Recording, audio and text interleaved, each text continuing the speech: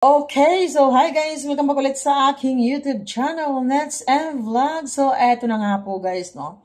May good news ako para sa mga DDS supporters. O, di ba? Etong news na ito ay nakakapagpaligaya sa ating mga nagmamahal kay PRRD. O, di ba? Pero itong news na ito naman po ay nakakalungkot para sa kabila, nakakaiyak at nakakainis, di ba? Lalo na po, itong si Attorney Cristina Conti, nag-post ka agad siya simula nung nabalitaan niya, na eto palang prosecution ay pinayagan na si PRRD na pansamantalang lalaya muna ngayon. So, galit na galit itong si Cristina Conti, sabi niya, para naman akong binuhusan ng malamig na tubig. Lalo na nung mabasa ko na hindi na kukontrahin ng prosecutor ang interim release ni Duterte. Magkukonsultahan kami ng mga biktima, kliyente, mga biktima or kliyente. Pero nung huling usap namin, hindi sila pabor sa anumang special treatment. Paano naman kasi?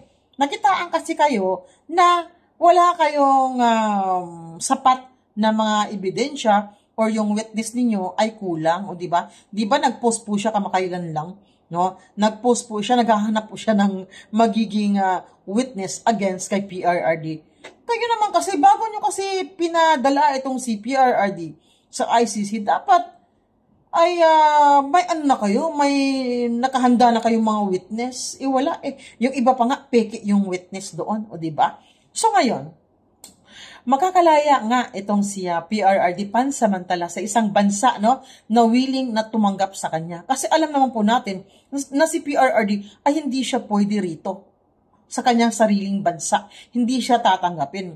Kung napanood niyo po yung interview po ni ng Net25 kay Anti-Clear, na sabi niya, no, we will not accept him. Hindi siya pwede ditong bumalik sa Pilipinas, sabi po ni Anti-Clear. Diba? Isa pa, hindi siya pwede muna para sa akin. Wag na lang muna siyang mag-stay dito. Habang gumugulong yung case ni PRRD kasi hindi po siya safe dito. Delikado, baka ipakidnap na naman. So ngayon, pag once na ma-meet na ni PRRD or ni Attorney Kaufman ang kondisyon, yung lugar nga na tatanggap or si PRRD yung pumili, tapos willing namang tumanggap yung isang lugar sa kanya, ay makakalaya na siya pansamantala. Diba? Nag-research ako. Kasi guys, ang kailangan kasing lugar na kung saan mag-stay si PRRD, kailangan kasi sakop ng ICC. Nag-research ako, ang nagustuhan ko na lugar, na sakop ng ICC ay Japan at Korea. Sana sa Japan na lang. Kasi malapit lang po ang Japan sa Pilipinas or Korea. Di ba? Di ba guys? So ito na nga po, ito naman si Ka-Eric, ito binanatan niya. Itong si Cristina Conti. Kasi nagre-react Parang binuhusan daw siya ng malamig na tubig nung nabalitaan niya or nabasa niya yung post patungkol nga sa paglaya ni PRRD pansamantala. Nagre-react. So, eto si Ka-Eric Silis. So, ito po yung sabi ni Ka-Eric. Sabi niya, hindi lang kayo dapat parang binuhusan ng malamig na tubig. Dapat talaga ilublob kayo sa asopre ng apoy ng impyerno. Tama, kasi mga sinungaling kayo Sinungaling, gumagawa lang ng istorya, para si PRRD ay mapasama. Kaya, ayun. Diba? So, pumayag yung prosecution or prosecutor, tama ba ako? Na,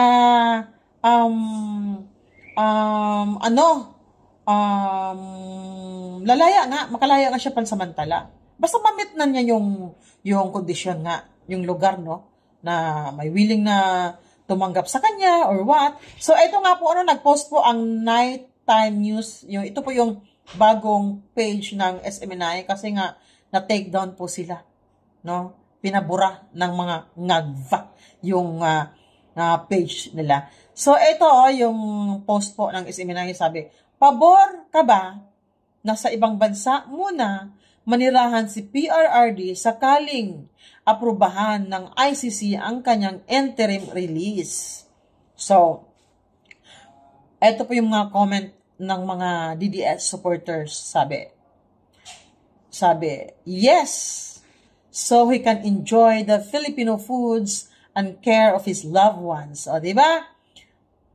Sabi naman ni Gracie, sabi niya, kahit saan basta makasama niya, pamilya niya, at mai-enjoy niya ang natitirang buhay niya na maging masaya, sapat na ang pagdurusa at pag-alala niya ng sarili niya sa Pilipinas, panahon na para sarili naman ang isipin niya. Tama, di ba? Kasi kayo, payag ba kayo na dito muna siya sa Pilipinas, pero hindi naman tayo sakop ng ICC, di ba?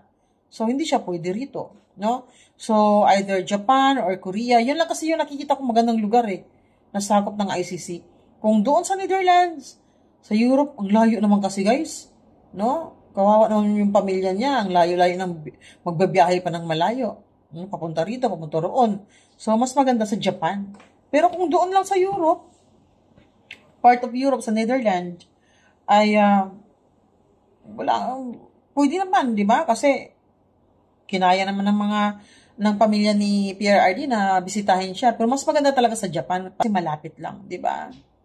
Sabi naman ni Hope, sabi niya, pabor na pabor basta hindi sa kamay ng ICC Netherlands. At mas pabor kami na mapauwi na sa Davao. Hindi sa Pilipinas. Akala ko hindi na sakop ang Davao sa Pilipinas. Di ba? O kung pumayag na lang sana kayo na magbukod na kami. Sabi naman ni Roses, sabi niya, pabor kaayo. At least he is able to see his family and loved ones. Talk and laugh with friends and he can enjoy his life.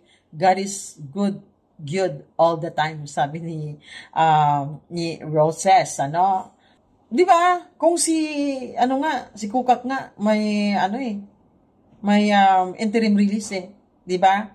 So, kayo, payag ba kayo na si PRRD ay sa ibang bansa muna siya mag-i-stay, no, habang gumugulong yung kanyang case, no? Kasi baka bukas or sa susunod na araw, itong si PRRD ay lalaya na. Di ba? Di ba? Ayun po na, nababasa ko yung post ni Tio Moreno. Basahin nyo na lang po. Puntahan nyo lang po yung post ni Tio Moreno. Mababasa nyo po doon lahat. Na itong prosecution ay pumayag na si PRRD ay lalaya pansamantala at hinihintay na lang po yung lugar na mapili niya or yung lugar na willing na tanggapin siya. Di ba? So, ano po ang masasabi nyo dito, guys? Comment down below lang po. Bye, guys!